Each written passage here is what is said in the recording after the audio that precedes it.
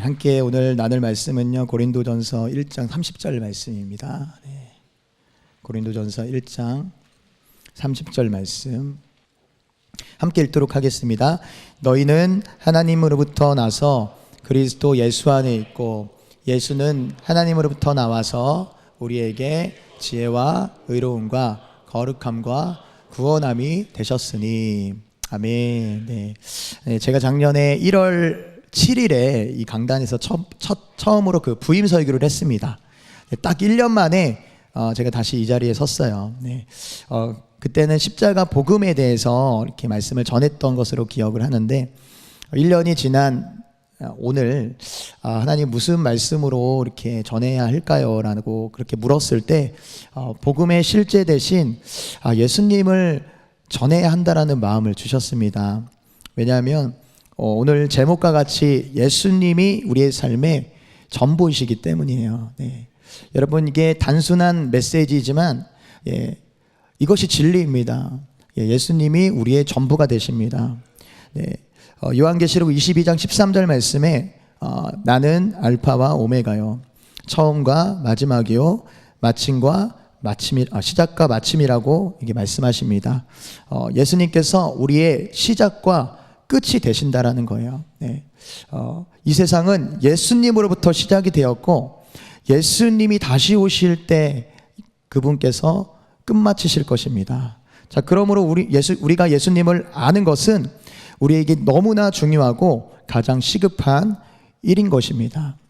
이것은 저의 생각이 아니라요, 하나님의 마음이에요. 여러분, 성경 66권의 핵심이 무엇인지 아십니까? 성경의 주제, 요한복음 5장 39절에 보면요, 이렇게 말씀하고 있어요. 성경에서 영생을 얻는 줄 생각하고 성경을 연구하거니와 이 성경이 곧 내게 대하여 증언하는 것이니라. 성경은 곧 내게 대하여 증언한다라고 예수님께서 말씀하십니다. 여러분, 성경에 여러 가지 주제들이 있어요. 기도에 대한 주제가 있고요, 또 예배에 대한 주제가 있습니다. 또 사랑 혹은 선교, 훈련, 다양한 주제들이 있지만 이 모든 것들의 핵심과 중심은 예수 그리스도이십니다. 자, 그러므로 성경 66권을 압축해서요, 하나의 단어를 뽑아내면 무엇입니까? 예수 그리스도라는 것입니다. 자, 그리고 성경을 우리에게 주신 이유에 대해서도 이렇게 말씀하고 있습니다. 요한복음 20장 31절입니다. 오직 이것을 기록함은 너희로 예수께서 하나님의 아들 그리스도이심을 믿게 하려 함이요, 또 너희가 믿고 그 이름을 힘입어 생명을 얻게 하려 함이니라. 성경을 기록한 목적은 우리로 하여금 예수님이 하나님의 아들 그리스도이심을 믿게 하기 위해서입니다. 왜 믿어야 합니까? 왜 예수님을 믿어야 합니까? 그 이름을 힘입어서 우리가 생명을 얻을 수 있기 때문입니다. 자, 그러므로 우리에게 예수님을 아는 것보다 더 중요한 것이 무엇이 있겠습니까? 여러분, 예수님을 안다라는 것은 지식 또는 관념적으로 아는 것이 아닙니다. 물론 그것이 아예 무시되는 것은 아니지만 그것을 포함한 경험을 통해서 아는 것입니다.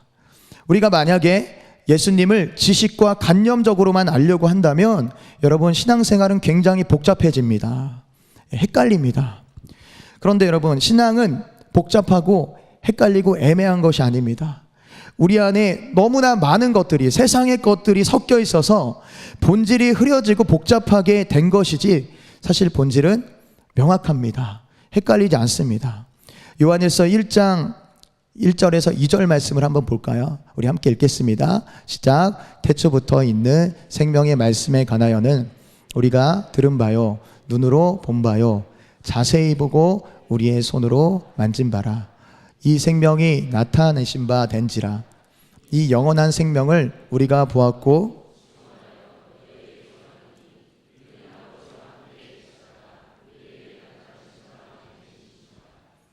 아멘. 지금 사도 요한은 예수님에 대해서 우리가 직접 듣고 보고 만졌다라고 말하고 있습니다.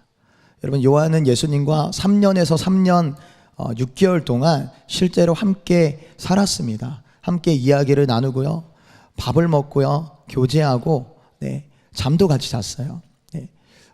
그러한 요한이 예수님에 대해서 이렇게 말하는 거예요. 예수님은 태초부터 있는 생명의 말씀이다. 그리고 그 생명이 우리에게 나타났다.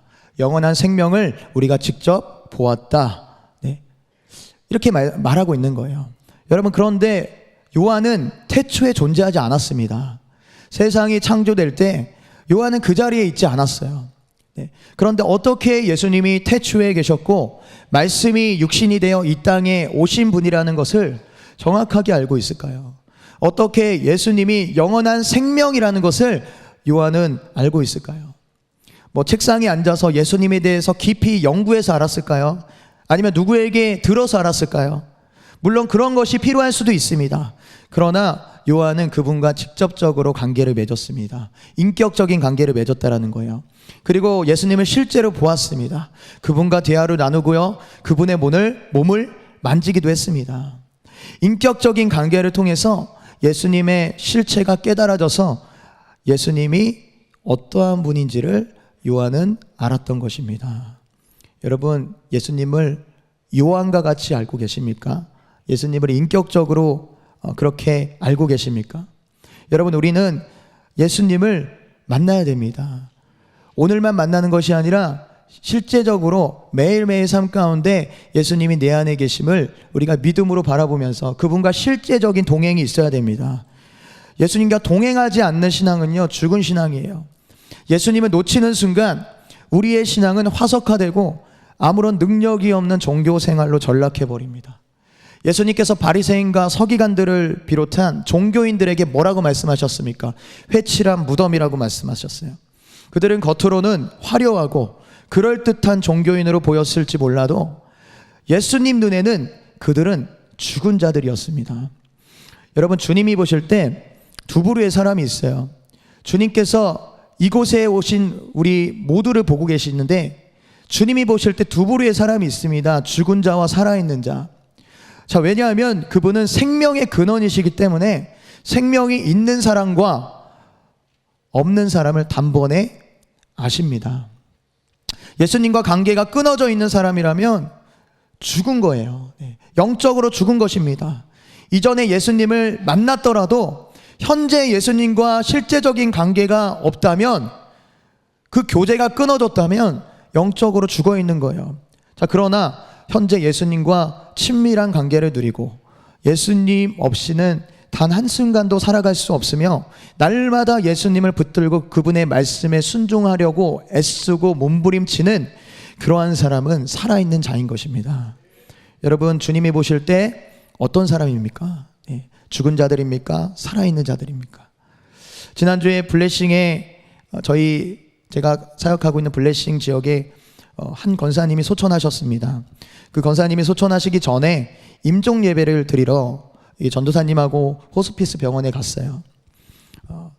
그런데 그 권사님의 모습을 보면서 제가 안심이 되었습니다. 왜냐하면 권사님이 하나님 앞에 가실 준비가 너무나 잘 되셨더라고요. 계속해서 삶을 돌아보셨어요. 삶을 정리하셨습니다. 사람들에게 미안함을 표현하시고 하나님께 대해서 하나님 죄송하다고 계속해서 고백하셨어요.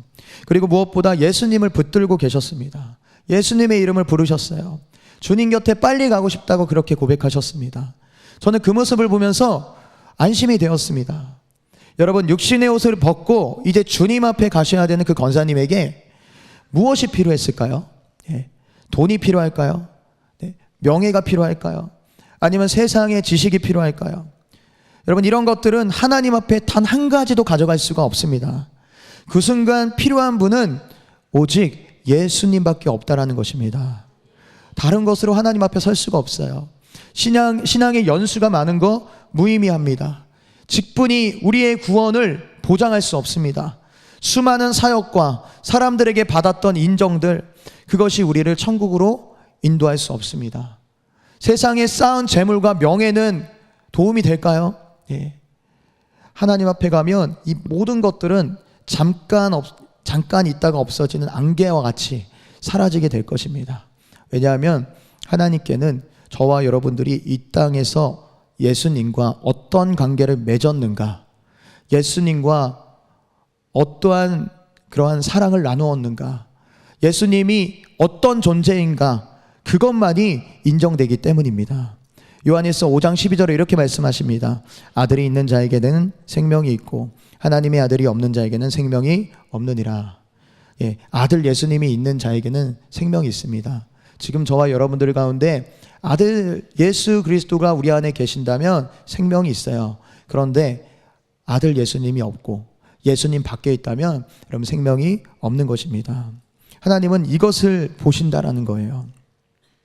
여러분 성경에 예수님을 자신의 목숨보다 소중히 여겼던 한 사람이 있습니다. 사도 바울이에요. 사도 바울이 이렇게 고백을 했습니다. 빌립보서 3장 7절에서 9절 말씀입니다. 우리 함께 합독하도록 하겠습니다.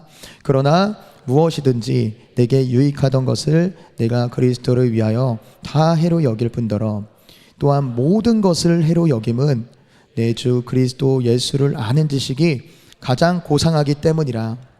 내가 그를 위하여 모든 것을 잃어버리고 배설물로 여김은 그리스도를 얻고 그 안에서 발견되려 함이니 내가 가진 의는 율법에서 난 것이 아니요 오직 그리스도를 믿음으로 말미암은 것이니 곧 믿음으로 하나님께로부터 난 의라. 아멘.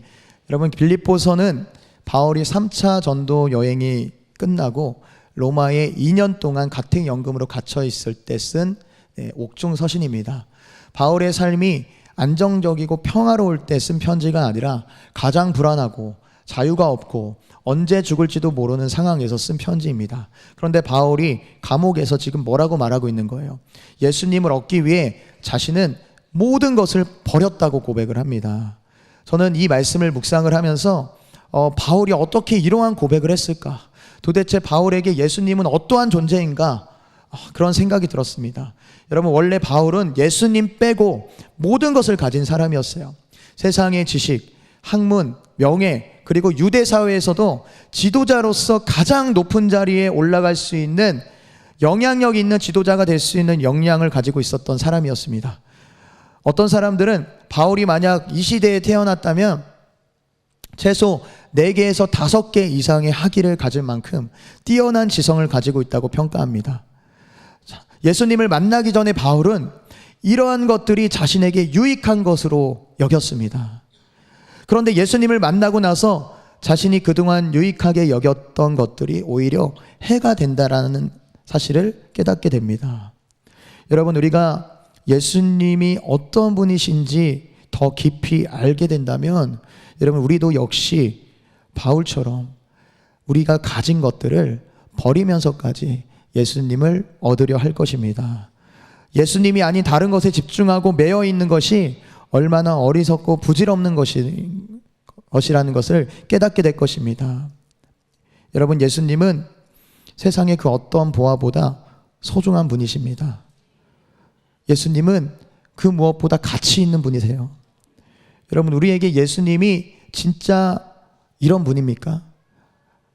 지식이 아니라 그냥 지나가는 말이 아니라 진짜 예수님이 나의 삶 가운데 보화와 같습니까? 마태복음 13장 44절에 이렇게 말씀하고 있어요. 천국은 마치 밭에 감추인 보화와 같으니 사람이 이를 발견한 후 숨겨두고 기뻐하며 돌아가서 자기의 소유를 팔아 그 밭을 사느니라. 여러분 이 말씀에서 보화는 무엇을 의미하는 것입니까? 보화는 예수님을 의미하는 것입니다. 어떤 사람이든지 예수님의 그 가치를 진정으로 안다면 자기 소유를 다 팔아 예수님을 얻으려 할 것입니다. 여러분 저와 여러분들이 그렇게 돼야 되는 거예요.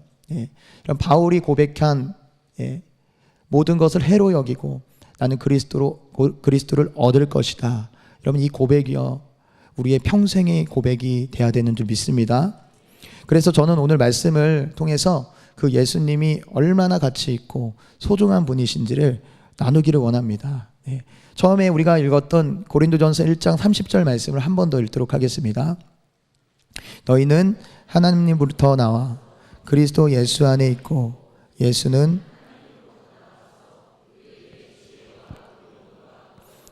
구원함이 되셨으니. 아멘. 여러분 이 말씀에 의하면 예수님은 하나님으로부터 나와서 우리에게 지혜와 의로움과 거룩함과 구원함이 되셨다라고 말씀하고 있습니다. 지혜, 의로움, 거룩함, 구원함. 여러분, 이것은요, 우리가 이 땅에서 구원을 얻기 위해서 반드시 필요한 것들입니다. 이것 없으면 구원받을 수 없습니다. 그런데 문제는 이 네 가지의 구원의 중요한 조건들이 우리 안에 전혀 없다라는 것입니다. 이것은 우리의 것이 아닙니다. 인간은 지혜와 의와 거룩함, 구원함에 스스로 도달할 수가 없습니다. 이것들은 오직 예수님을 통해서만 우리에게 주어지는 것들입니다. 첫 번째, 예수님은 지혜가 되신다라고 말씀하고 있습니다. 여러분, 이 땅에 수많은 사람들이 지혜를 찾아요. 사람은 지혜를 갈망합니다. 고린도전서 1장 22절을 말씀해 보면 유대인은 표적을 구하고 헬라인은 지혜를 찾으나 라고 말씀하고 있어요. 헬라인은 지혜를 찾는다.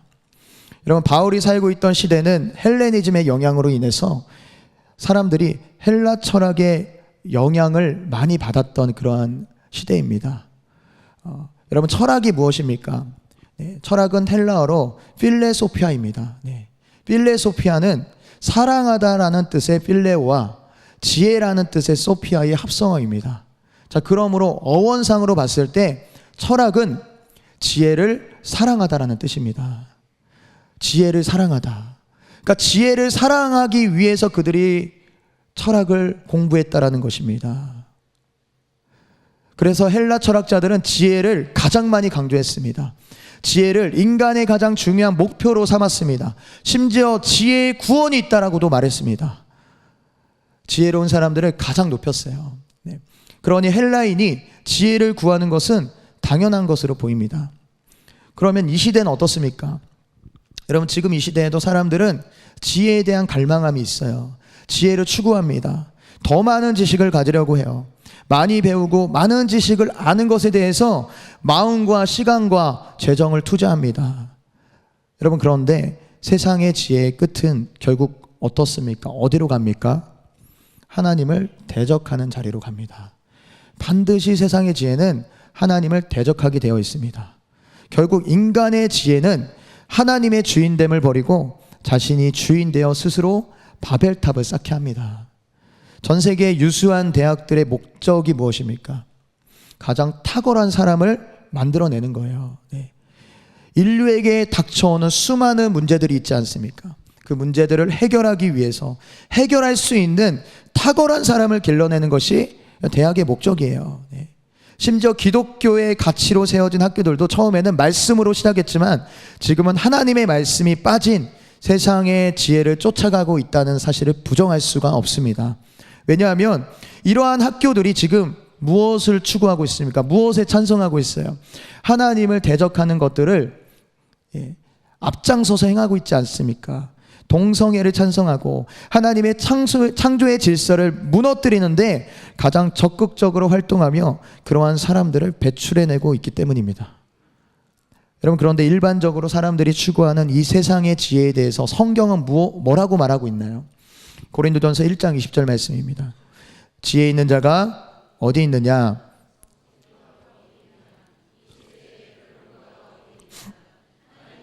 이 세상의 지혜를 미련하게 하신 것이 아니냐. 아멘. 여러분, 사람들은 지혜를 끝없이 추구하고 스스로 지혜롭게 여기지만 하나님이 보실 때 이 세상에서 지혜로운 자를 찾아볼 수 없다라는 것입니다. 한 사람도 없다라는 거예요. 심지어 하나님은 세상의 지혜를 미련하게 하셨대요. 왜냐하면 세상의 지혜로는 절대로 하나님을 알 수 없습니다. 하나님을 알 수 없다면 절대로 세상의 지혜로 구원도 받을 수가 없는 거예요. 그 누구도 영혼의 문제, 곧 구원의 문제를 해결할 수 없다라는 것입니다. 자, 그러면 진정한 지혜는 무엇일까요? 고린도전서 1장 24절 말씀 읽겠습니다. 오직 부르심을 받은 자들에게는 유대인이나 헬라인이나 그리스도는 하나님의 능력이요 하나님의 지혜니라. 아멘.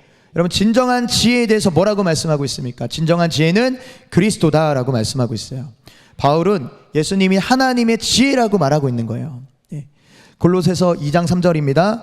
그 안에는 지혜와 지식의 모든 보화가 감추어져 있느니라. 자, 그 안이 어디입니까? 예수 그리스도 안인 거예요. 예수 그리스도 안에 지혜와 지식의 모든 보화가 감추어져 있다라고 말씀하고 있습니다.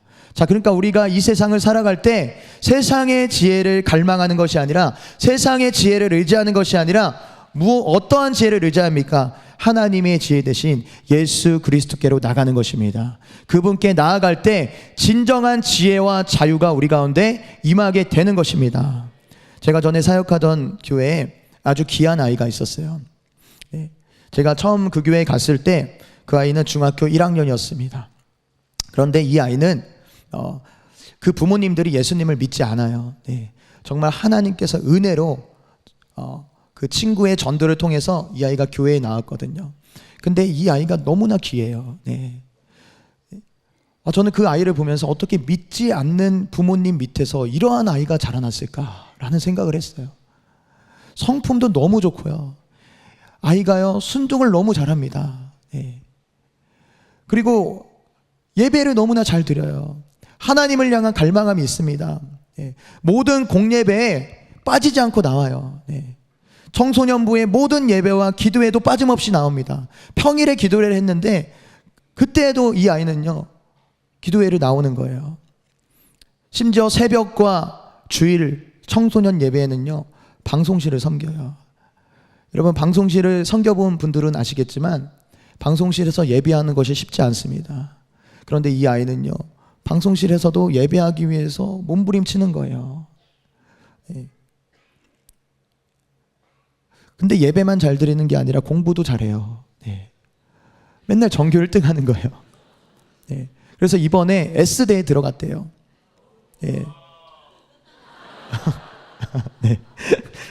원하시나 봐요. 이 아이가요, 교회를 너무나 열심히 나오다 보니까 주변에서 사람들이, 야, 너 왜 교회 가냐? 지금 공부해야 되는 시간도 없는데, 다른 애들은 다 공부하고 있는데 너는 왜 교회 가냐? 교회 갈 시간이 있냐? 시간을 허비하는 거 아니냐? 라는 그런 이야기를 이 아이가 들은 거예요. 그런데 이 아이가 간증을 통해서 뭐라고 말했냐면 이렇게 말했어요. 저는 남들이 그렇게 이야기해도 괜찮습니다. 왜냐하면 잠언 말씀에 여호와를 경외하는 것이 지식의 근본이라는 말씀을 저는 확실히 믿기 때문입니다. 저는 이 아이의 그 간증을 들으면서 소름이 끼쳤어요. 그러니까 S대에 들어갔다는 것이 중요한 것이 아니라 이 아이는 지혜와 지식의 근본이 하나님께 있다는 것을 알았다는 거예요. 여러분, 진정한 지혜는 예수를 아는 것입니다. 진짜 지혜는 하나님 안에 있는 것입니다. 예수님이 지혜의 근본이 되시는 거예요. 그리고 그 지혜는 결국 우리를 어디로 인도합니까? 디모데후서 3장 15절 말씀입니다. 또 어려서부터 성경을 알았나니 성경은 능히 너로 하여금 그리스도 예수 안에 있는 믿음으로 말미암아 구원에 이르는 지혜가 있게 하느니라. 아멘. 여러분, 믿음으로 예수님께 나아가는 자는 구원에 이르는 지혜를 얻게 된다라고 말씀하고 있습니다. 세상의 지혜로는 절대로 도달할 수 없는 구원을 지혜가 되신 예수님을 통해 얻을 수 있다라는 것입니다. 여러분, 그래서 세상의 지혜는 미련한 거예요. 이러한 구원의 길을 인도할 수 없기 때문입니다. 여러분, 하나님의 지혜는 예수 그리스도는 우리를 구원으로 인도합니다. 얼마나 놀라운 진리입니까? 여러분, 그러한 지혜가 우리 가운데 부어지기를 축복합니다. 두 번째로 예수님은 의로움이 되신다라고 말씀하고 있어요. 자, 로마서 3장 23절에서 24절 말씀 읽겠습니다. 시작. 모든 사람이 죄를 범하였음에 하나님의 영광에 이르지 못하더니 그리스도 예수 안에 있는 속량으로 말미암아 은혜로 값없이 의롭다 하심을 얻은 자 되었느니라. 23절에 뭐라고 말씀합니까? 모든 사람이 죄인이라고 선언하고 있어요. 모든 사람이 죄를 범하였음에 하나님의 영광에 이르지 못하였더니. 성경은 그렇게 말하고 있습니다. 우리 자신은 인정하지 않을지라도 하나님의 말씀이 이미 그렇게 선언하고 있는 것입니다. 물론 우리끼리 도덕적으로 더 나은 사람이 있을 수 있고 더 많이 배운 사람, 더 괜찮은 사람이 있을 수 있습니다. 우리끼리 급을 나눠서 누가 더 좋은 사람이네, 우리의 기준에 따라서 평가할 수 있지만 하나님이 보실 때는 다 똑같다라는 거예요. 그 어떠한 사람도 하나님 앞에서 나의 의를 내세울 것이 없다라는 것입니다. 그러나 여러분, 우리는 어떻습니까? 자신의 의를 내세우려고 해요. 서로 의롭다는 것을 주장하려고 합니다. 제가 국회의원들 그 청문회를 보면 많이 느껴요. 다 자기가 맞대요. 자기 의를 주장을 합니다. 내 말 들어야 된대요. 잠만 말고 내 말 들어야 된대요. 내 말이 맞으니까, 내 기준이 맞으니까. 자기 의를 드러내려고 하는 거예요. 심지어 겉으로는 표현을 안 하는데 나만 한 사람이 없다고 속으로 생각을 합니다. 여러분 그러시죠? 겉으로는 제가 죄인입니다. 주님이 하셨습니다. 이렇게 말하는데 속으로는 나 같은 사람이 없지. 다 그렇게 생각하시죠? 그렇게 생각하셔야 됩니다. 그래야지 예수님의 은혜가 임할 수가 있는 거예요. 인정을 해야 돼요. 여러분, 우리는 우리의 노력에 의해서 만들어진 그 의를 통하여 만족을 얻으려고 합니다.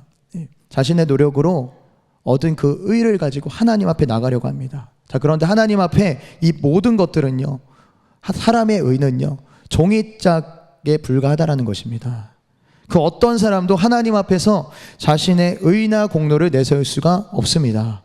그래서 바울은 고린도전서 1장 29절 이렇게 말했습니다. 이는 아무 육체도 하나님 앞에서 자랑하지 못하게 하려 하심이라. 아무 육체도 하나님 앞에 자랑하지 못하게 했대요. 어느 누구도 하나님 앞에서 자신의 의를 자랑할 수 없습니다. 왜냐하면 사람의 겉모습을 아무리 꾸미려 한다 해도 그 속은 부패했기 때문입니다. 예레미야 17장 9절 말씀에 만물보다 거짓되고 심히 부패한 것은 마음이라 누가 능히 알리오마는이라고 말씀하고 계세요. 여러분, 만물보다 거짓되고 부패한 것이 마음이래요. 나의 마음이래요. 여러분, 우리는 세상이 더럽다고 합니다. 우리는 다른 사람들이 더럽다고 합니다. 그런데 말씀에 뭐라고 말씀하고 있어요? 만물보다, 우리가 그렇게 더럽다라고 하는 세상보다 우리의 마음이 더욱 더럽다라는 것입니다. 마가복음 7장 20절에 이렇게 말씀합니다. 20절에서 23절입니다. 읽겠습니다. 시작. 또 이르시되 사람에게서 나오는 그것이 사람을 더럽게 하느니라. 속에서 곧 사람의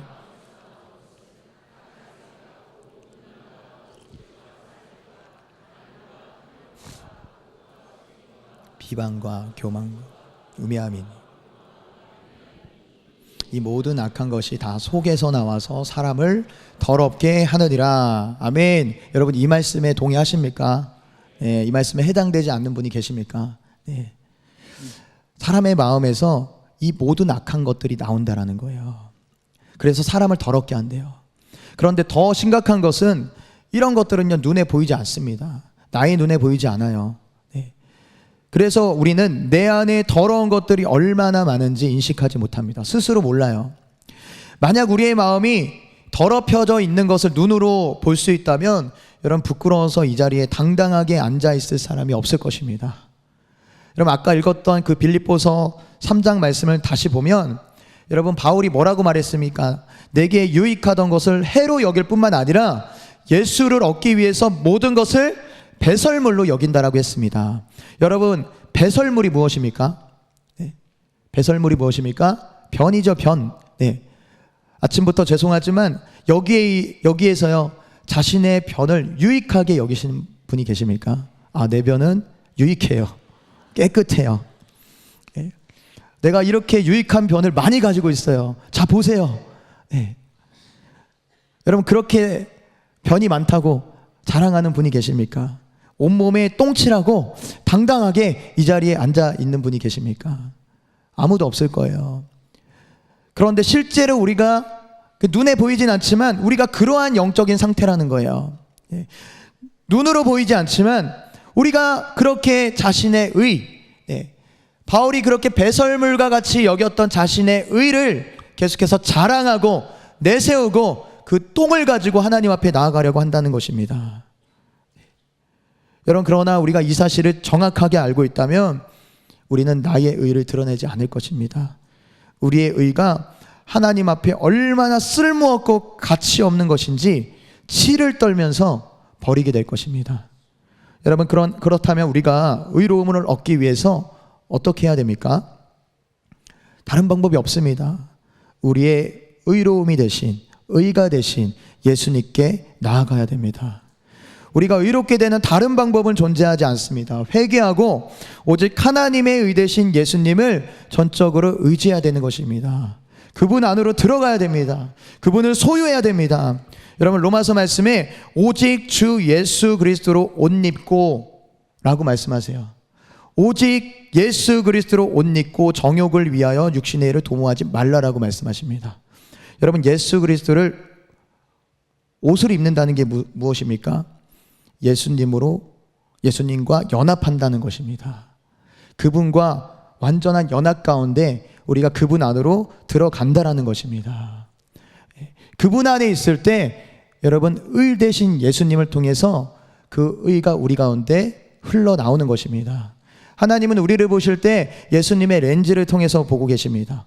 우리가 아무리 더러워도 만약 예수님 안에 속해 있다면 하나님은 예수님을 통해서 우리를 보시기 때문에 우리를 의로운 자라 칭해 주시는 것입니다. 여러분, 우리의 의가 아니라 하나님의 의 되신 예수님을 붙들기를 소망합니다. 그분이 전부가 되기를 축복합니다. 자, 세 번째, 예수님은 거룩함이라고 말씀했어요. 예수님은 우리에게 거룩함이 되십니다.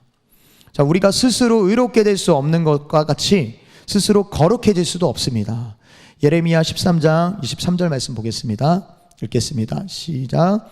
그 소인이 그의 피부를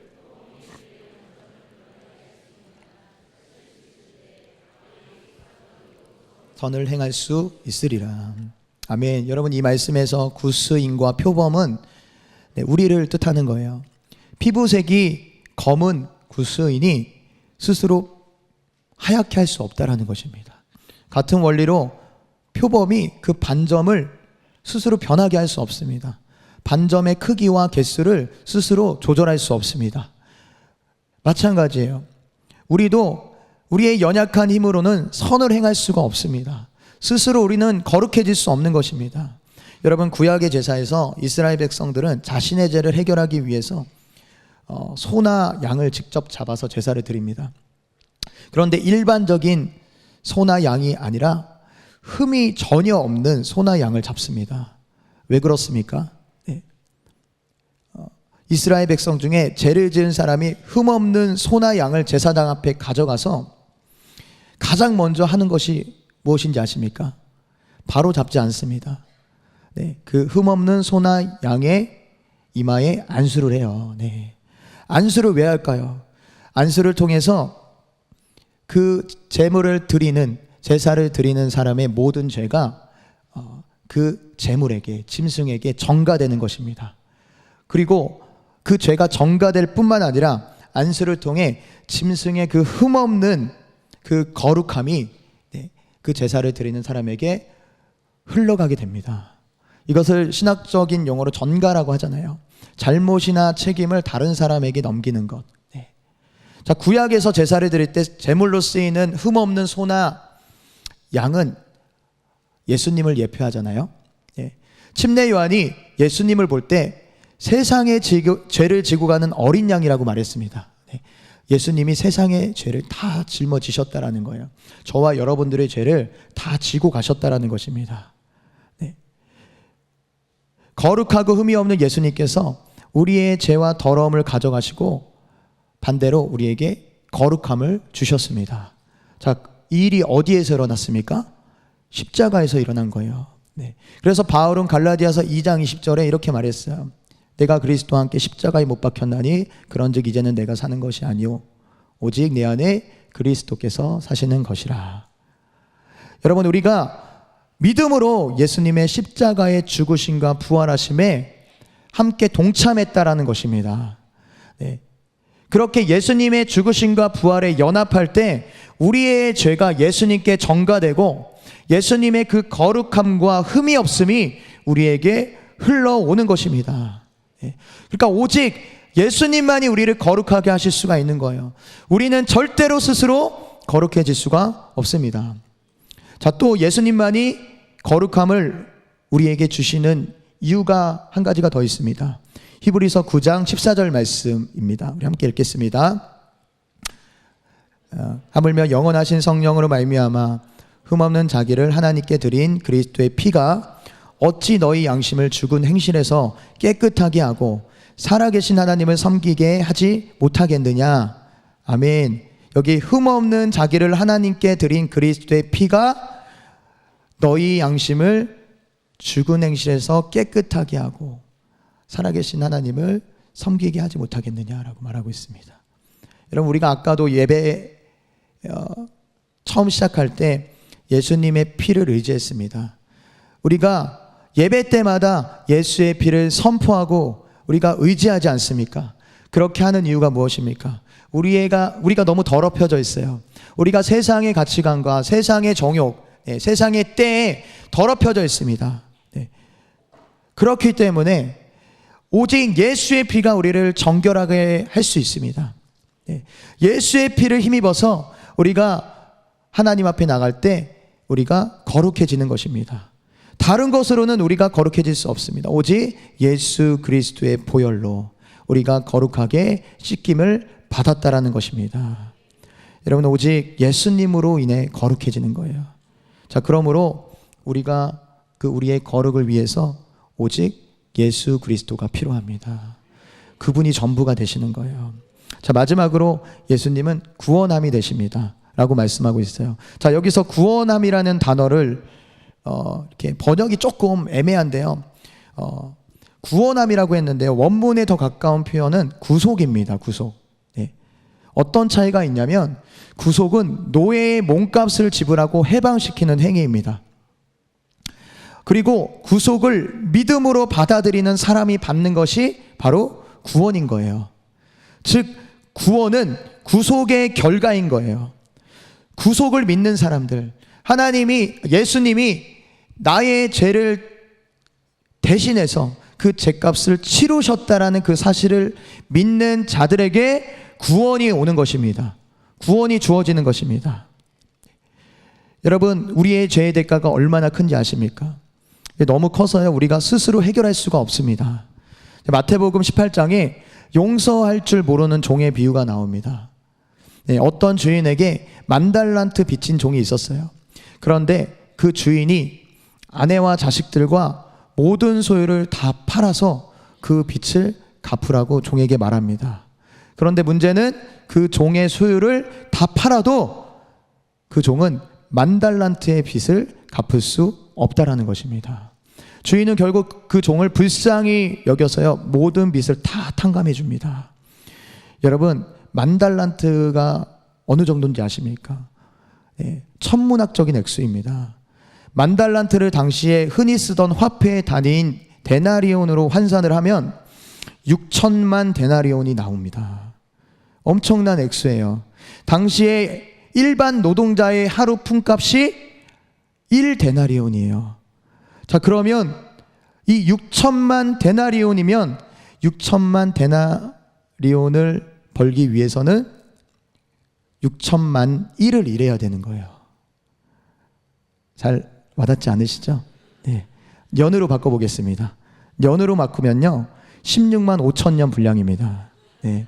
16만 5천 년을 하루도 빠짐없이 열심히 일해야지 갚을 수 있는 금액인 거예요. 하루도 빠지면 안 돼요. 네. 1년 365일을 하루도 예외 없이 일을 해야지만 갚을 수 있는 금액인 것입니다. 그런데 주인이 그것을 다 탕감해 줬다라는 것입니다. 여러분, 이 말씀을 통해서 우리가 무엇을 깨달을 수 있습니까? 우리에게 10억이 있고 100억이 있고 1000억이 있어도 우리 스스로는 죄의 대가를 지불하지 못한다는 것입니다. 네. 우리는 그 죄의 무게를 감당할 수 없습니다. 우리 중 그 어느 누구도 죄의 대가, 그 하나님의 진노를 견딜 존재는 없다라는 것입니다. 그런데 우리에게 절대 불가능한 일이기에 예수님이 우리를 대신해서 우리의 죄의 대가를 지불하신 거예요. 우리가 스스로 절대로 해결할 수 없는 그 대가를 예수님이 지불하신 것입니다. 여러분, 우리가 예수님이 우리에게 구원을 주셨다라고 말할 때 여러분, 구원을 공짜로 받았다라고 생각을 해요. 네. 선물로 주어졌다라고 생각을 합니다. 물론 반은 맞는 이야기죠. 그런데 여러분, 그것이 진짜 공짜입니까? 네. 예수님이 엄청난 대가가 지불된 것입니다. 예수님의 목숨이 지불이 된 거예요. 예수님의 생명으로 우리에게 공짜로 다가온 것입니다. 예수님께서 우리의 죄의 대가를 지불하시기 위해서 하나님의 진노의 심판을 십자가에서 감당하셨습니다. 그분이 십자가에 달려 죽으실 때 우리의 죄를 대신해서 죄의 대가를 지불하신 것입니다. 이런 골로새서 1장 14절에 그 아들 안에서 우리가 속량 곧 제사함을 얻었도다. 아들밖에 아니라요, 아들 아닙니다. 예수 안에서. 로마서 3장 24절, 그리스도 예수 안에 있는 속량으로 말미암아 하나님의 은혜로 값없이 의롭다 하심을 얻은 자 되었느니라. 그냥 하나님의 은혜로 값없이 의롭다 하심을 얻은 것이 아니라 예수님 안에 있는 속량으로 말미암아 우리가 값없이 의롭다 하심을 얻은 것입니다. 여러분, 우리가 이 은혜를 어떻게 갚을 수가 있겠습니까? 어떻게 이 은혜를 우리가 거부할 수 있겠습니까? 우리를 구속하신 예수님을 무엇과 바꿀 수가 있습니까? 세상에 썩어 없어질 것들, 그런 것들로, 그런 하찮은 것들로 예수님과 바꿀 수가 있겠습니까? 여러분, 제가 요즘 들어 저희 삶에 이 예수님에 대한 이 간절함이 부어지는 그런 경험을 이렇게 계속해서 하나님께서 하게 하고 계십니다. 제가 사무실에서 말씀을 준비하거나 이렇게 사역을 준비하는 가운데 계속해서 예수님이 생각이 나요. 예수님의 이름을 부르면 너무나 예수님에 대한 그 갈망함이 이렇게 부어지는 것을 경험을 합니다. 왜냐하면 제가 예수님을 바라보지 않으면 도저히 살아갈 자신이 없기 때문입니다. 저는 제 안에 있는 문제들을 제 스스로 해결할 자신이 없습니다. 제 안에 있는 죄들을 스스로 끊어낼 능력이 없습니다. 제 주변에 일어나는 상황과 환경들을 컨트롤할 수 있는 능력이 제게 없습니다. 저는 그것들을 해낼 수가 없습니다. 저에게 그러한 능력이 없어요. 오직 예수님께만 있기 때문에, 예수님만이 소망이기에 제가 예수님만 그렇게 부르고 예수님을 의지할 수밖에 없습니다. 여러분, 지금 이 나라의 상황을 보십시오. 누구를 의지할 수 있겠습니까? 여러분, 대단한 어떠한 지도자를 의지할 수 있겠습니까? 이 상황을 누가 해결할 수 있습니까? 저는 예수님밖에 없다라고 믿습니다. 예수 그리스도가 여러분, 이 모든 세상을 다스리는 통치자이십니다.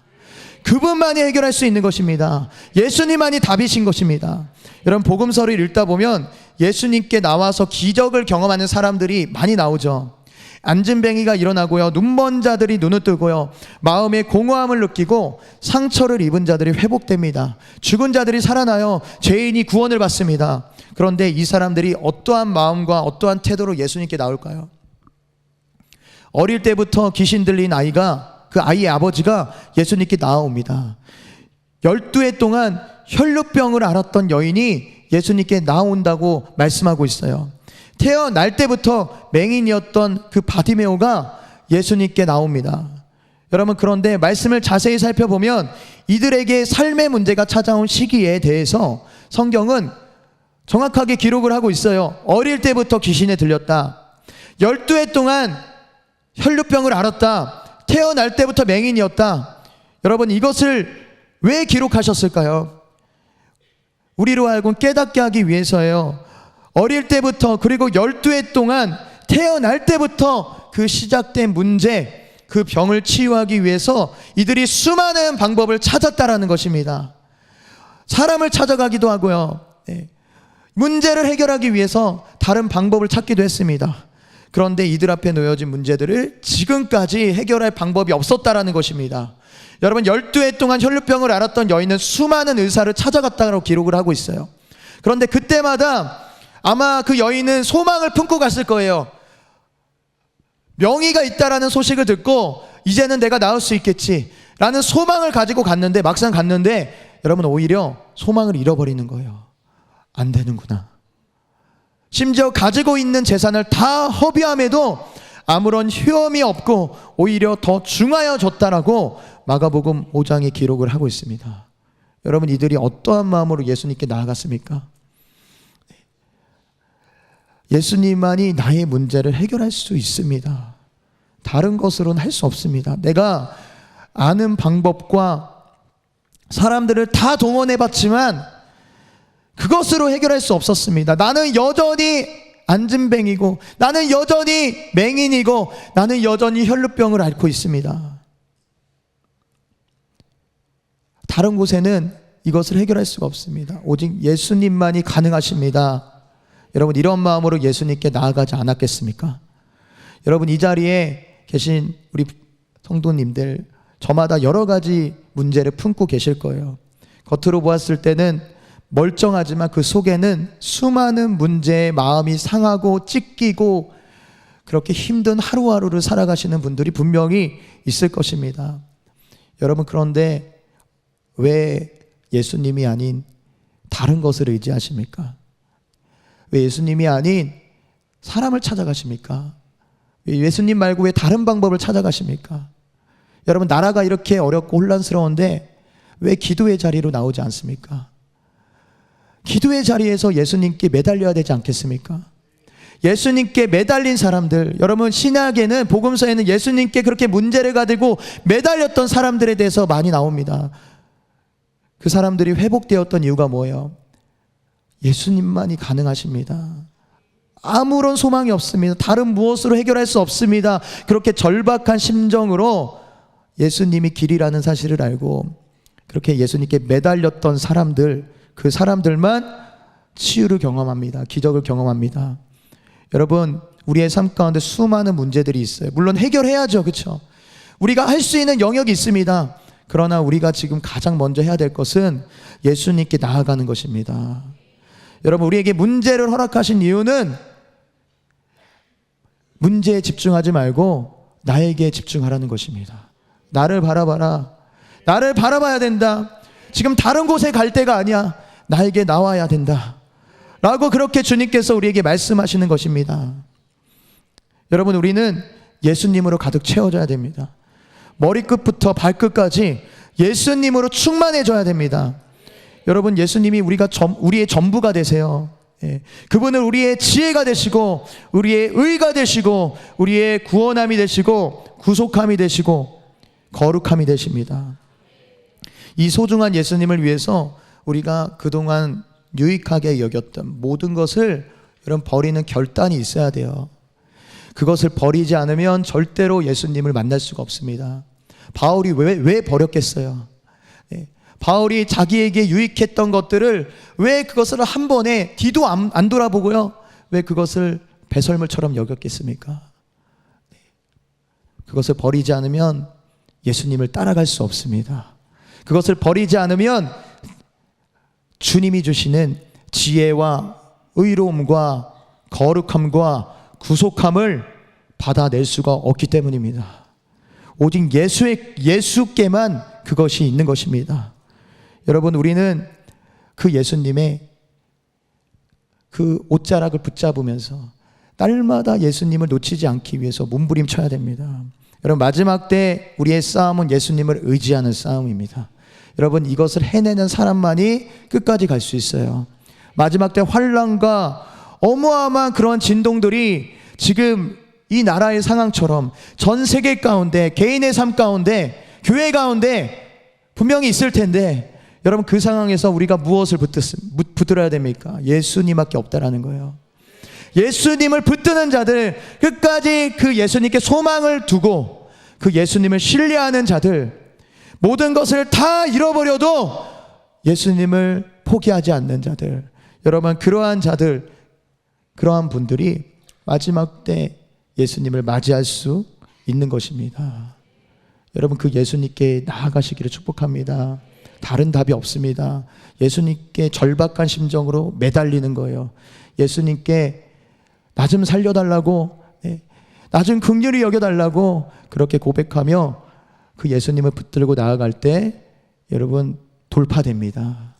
모든 상황 가운데 주님의 통치가 임합니다. 주님이 다스리십니다. 지난주에 담임 목사님께서 영혼을 구원하는 해가 될 것이라고 말했어요. 그렇죠? 영혼을 어떻게 구원합니까? 누가 구원할 수 있습니까? 내가 할 수 있는 것이 아닙니다. 그 예수님께 절박한 마음으로 목숨을 걸고, 하나님 차라리 나의 이름을 생명책에서 지어주세요. 예수님 이 영혼을 구해주세요. 그렇게 절박하게 예수님께 나가서 예수님 붙들고 그렇게 기도하는 자들, 여러분 그러한 자들을 통해서 하나님은 영혼을 구원하실 줄을 믿습니다. 여러분 그렇게 우리가 예수님으로 충만하시기를 축복합니다. 우리 그러한 마음으로 우리 함께 찬양하도록 하겠습니다. 네, 표대를 향하여, 우리 잘 모르시는 분들이 있을 수 있지만 여러분 가사를 잘 생각하시면서 여러분 정말 우리의 마음을 담아서 이 찬양을 하기를 원합니다. 우리 다 같이 일어나서 찬양하도록 하겠습니다.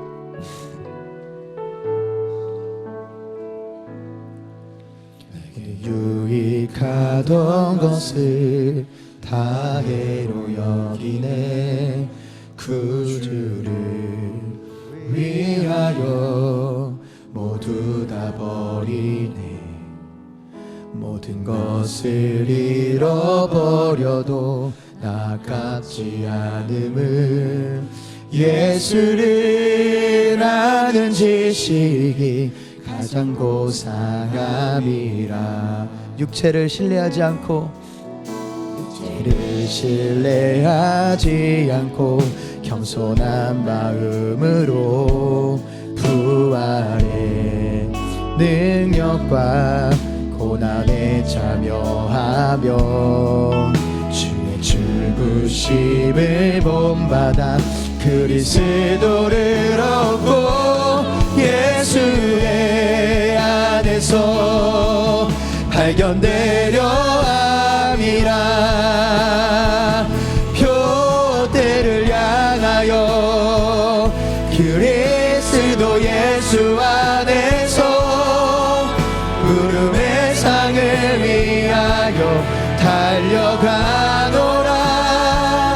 이전에 있는 것을 모두 잊어버리고 앞에 계신 그리스도께로 달려가노라. 우리 다시 한번 고백하겠습니다.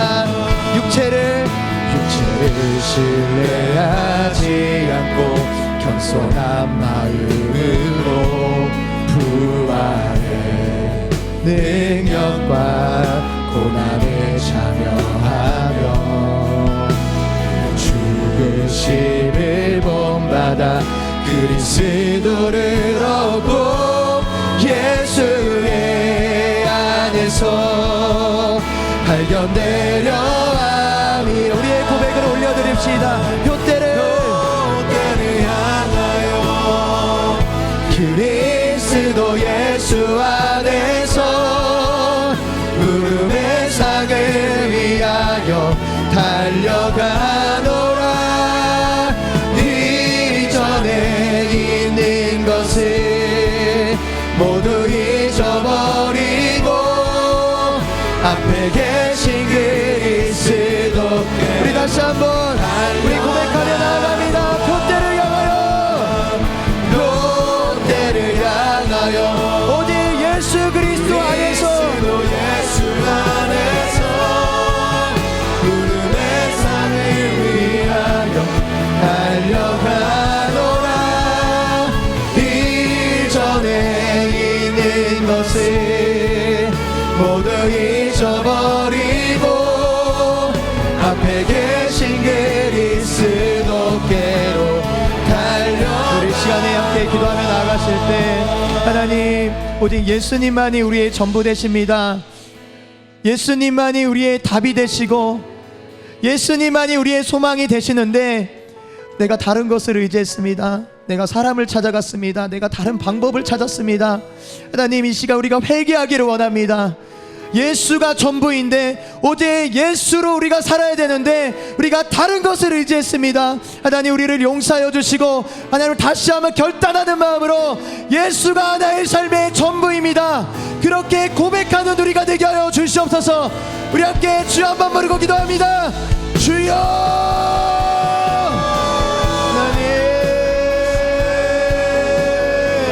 하나님, 우리가 예수만이 전부이심을 고백합니다.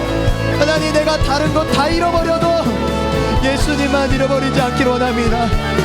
하나님, 내가 그동안 유익하게 여겼던 그 모든 것을 다해로 여기고 오직 예수만을 얻기를 원합니다. 주님, 주여, 오직 예수만이 우리의 전부 되십니다. 우리의 알파요 오메가요 시작과 마침이요, 주님, 오직 예수만이 우리의 전부가 되십니다. 하나님, 우리가 이전에 의지했던 모든 것들 다 내려놓게 하여 주시옵소서. 하나님, 우리의 삶 가운데 오직 예수를 얻게 하여 주시옵소서. 다른 거 잃어버려도 끝까지 예수만을 붙들게 하여 주시옵소서.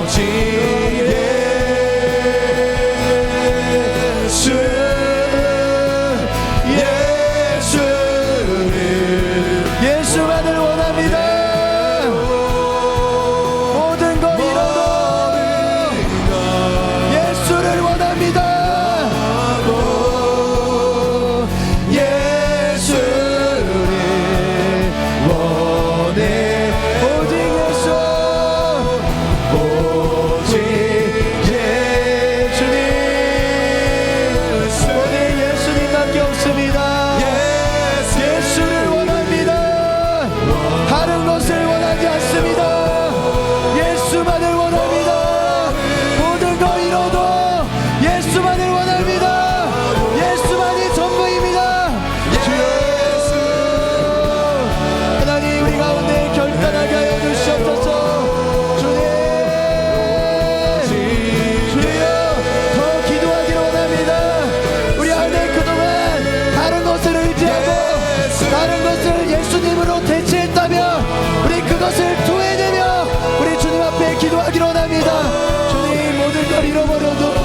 주님만을 원합니다. 나 주님만을 원합니다. 예수만이 내 머리부터 발끝까지 예수로 충만하게 하여 주시옵소서. 주여,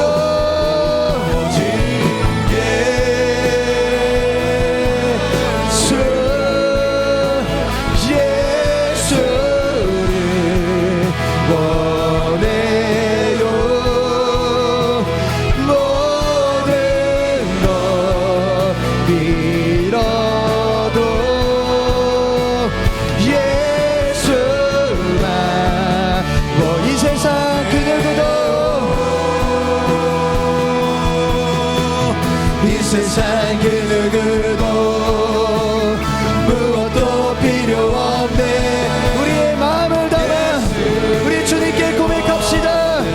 예수를 원합니다. 이 세상 그 누구도 무엇도 필요 없네. 예수를 원해.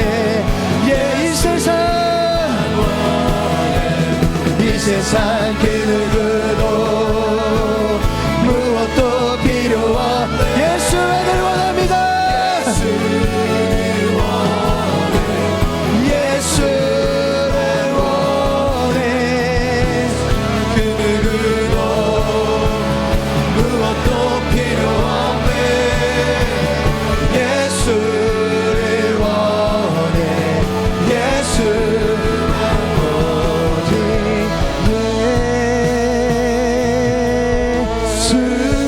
우리의 고백을 올려드립시다. 결단하는 마음으로 우리의 마음을 주님께 올려드립시다. 모든 걸 잃어도 예수만 원해요. 하나님 아버지, 이 시간 우리가 회개합니다. 예수님만이 우리의 전부가 되시는데 그분께서 우리의 지혜가 되시고 의가 되시고 거룩함이 되시고 구속함이 되시는데도 불구하고 우리의 구원을 위한 모든 것이 그 분 안에 있는데도 불구하고 우리가 다른 것을 찾았습니다. 다른 사람을 찾았습니다. 주님, 이 시간 우리가 회개하며 나아갈 때 주님 우리를 씻겨 주시옵소서. 하나님, 오직 예수님만이 우리의 전부 되십니다. 오직 예수님만이 나의 소망 되십니다. 나의 생명 되십니다. 하나님, 우리의 머리부터 발끝까지 예수로 충만하게 하여 주시옵소서. 오직 예수만이 우리의 전부가 되게 하여 주시옵소서. 마지막 끝날까지, 우리의 목숨을 다하는 그 순간까지 모든 걸 잃어도 예수만큼은 끝까지 붙들고 그렇게 예수님의 말씀에 순종하는 우리가 되게 하여 주시옵소서. 주님, 이곳에 수많은 문제 가운데 고통받고 있는 영혼들이 있습니다. 주님, 그 문제들을 해결하시고 치유할 분이 오직 예수님께 있음을 선포합니다. 예수님께 모든 시선을 드리게 하여 주십시오. 다른 곳 바라보지 않게 하여 주십시오. 오직 예수님께 집중하게 하여 주십시오. 주님, 그럴 때 돌파할 줄 믿습니다. 주님께서 새 일을 행하실 줄 믿습니다. 주님, 오늘 드린 예물 하나님께 올려드립니다. 주님, 귀하게 받아주시고 주님, 이 예물을 통하여 하나님의 영광이 드러나게 하여 주시옵소서.